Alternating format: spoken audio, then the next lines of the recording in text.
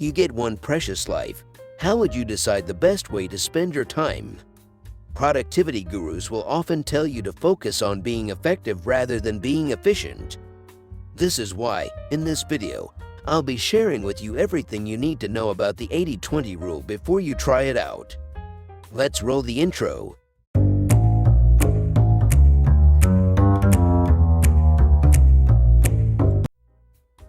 You know, making progress is not just about being productive, it's about being productive on the right things. The 80-20 rule states that, in any particular domain, a small number of things account for the majority of the results. As an example, 75% of NBA championships are won by 20% of the teams. The numbers don't have to add up to 100. The point is that the majority of the results are driven by a minority of causes. So, what are the upsides of the 80-20 rule? Well, when it's applied to your life and your work, the 80-20 rule can help you separate the vital few from the trivial many. For example, business owners may discover the minority of revenue comes from a handful of important clients.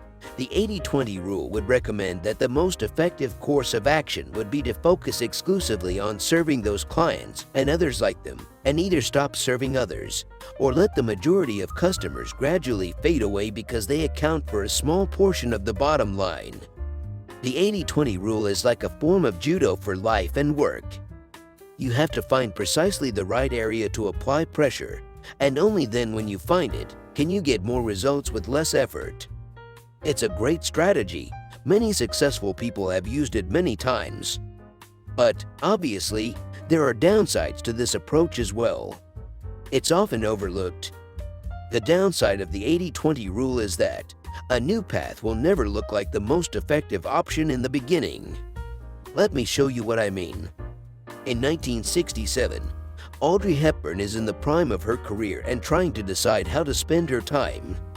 If she uses the 80-20 rule as part of her decision-making process, she will discover a clear answer: do more romantic comedies. Many of Audrey's best films were romantic comedies like Roman Holiday, Sabrina, Breakfast at Tiffany's, and Charade. She starred in those 4 films between 1953 and 1963. However, she was due for another one. They attracted large audiences, earned her awards, and were an obvious path to greater fame and fortune. Even if we take into account her desire to help children through UNICEF, an 80-20 analysis might have revealed that starring in more romantic comedies was still the best option because she could have maximized her earning power and donated the additional earnings to UNICEF. Of course, that's all well and good if she wanted to continue acting, but she didn't. She wanted to serve.